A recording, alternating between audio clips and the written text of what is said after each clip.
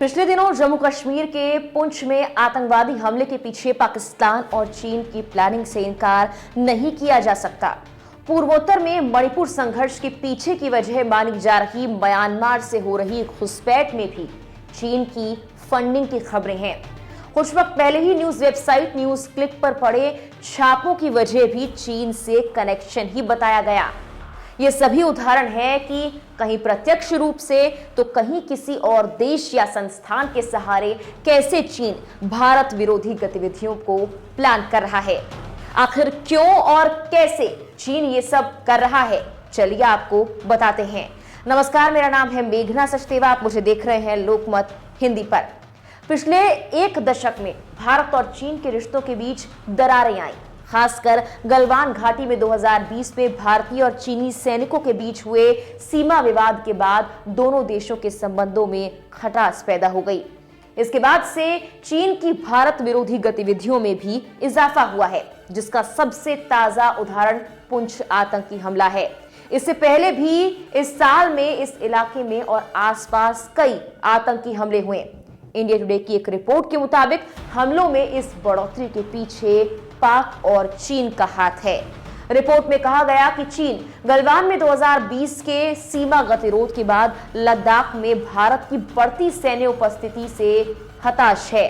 चीन इन्हें कश्मीर की ओर मोड़ने की कोशिश कर रहा है। चूंकि 2020 में पुंछ से लद्दाख तक भारत ने राष्ट्रीय राइफल्स की तैनाती की है, चीन का ये प्लान भारत को इस मोर्चे पर कमजोर करने की रणनीति का हिस्सा माना जा सकता है। कुछ रिपोर्ट्स इस बात की ओर इशारा भी करती हैं कि भारत के खिलाफ जिन हथियारों का इस्तेमाल पाकिस्तान कर रहा है वो भी चीन निर्मित ही हैं। ये हथियार आईएसआई की जरूरत के मुताबिक ही चीन में तैयार किए जाते हैं। उसके बाद इन्हें पाकिस्तान या कश्मीर में आतंकवादियों के ठिकानों तक पहुंचाया जाता है। इसके अलावा पिछले कई महीनों में मणिपुर में चल रहे संघर्ष के पीछे की एक वजह चीन की रणनीति का हिस्सा हो सकती है।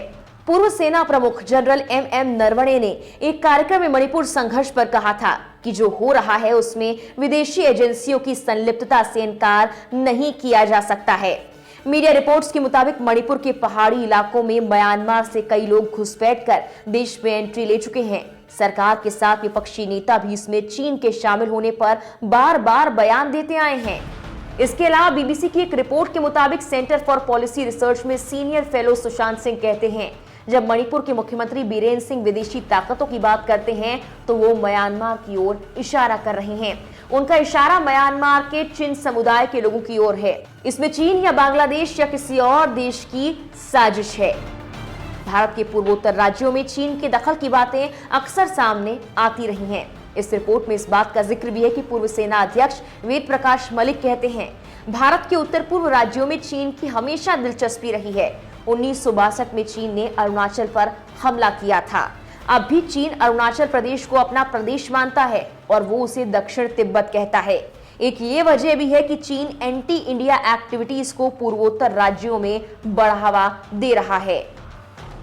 कुछ दिनों पहले ही मीडिया कंपनी न्यूज क्लिक के भी चीन के साथ कनेक्शन होने की खबर सामने आई। न्यूयॉर्क टाइम्स की रिपोर्ट में सबसे पहले ये बात सामने आई और बताया गया कि न्यूज क्लिक चीन से फंडिंग लेकर भारत में चीनी प्रोपेगेंडा के तहत काम कर रही थी। रिपोर्ट के अनुसार न्यूज क्लिक एक ऐसे वैश्विक नेटवर्क का हिस्सा थी जिसे उस अरबपति से पैसे मिल रहे थे जो कथित तौर पर चीनी सरकारी मीडिया मशीनरी के साथ मिलकर काम कर रहा था। ऐसे में एक बार फिर इस बात का शक गहरा गया कि अलग अलग तरीकों से चीन भारत को कमजोर करने के प्रयास कर रहा है। भारत चीन के साथ 3488 किलोमीटर लंबी सीमा साझा करता है।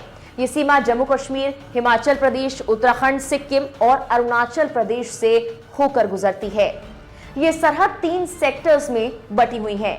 पश्चिमी सेक्टर यानी जम्मू कश्मीर, मिडिल सेक्टर यानी हिमाचल प्रदेश और उत्तराखंड, और पूर्वी सेक्टर यानी सिक्किम और अरुणाचल प्रदेश। दोनों देशों के बीच अब तक पूरी तरह से सीमांकन नहीं हुआ है क्योंकि कई इलाकों को लेकर दोनों के बीच मतभेद है। इसीलिए कई बार चीन दूसरे देशों और संस्थानों के जरिए भारत को नुकसान पहुंचाने की कोशिश करता रहा है।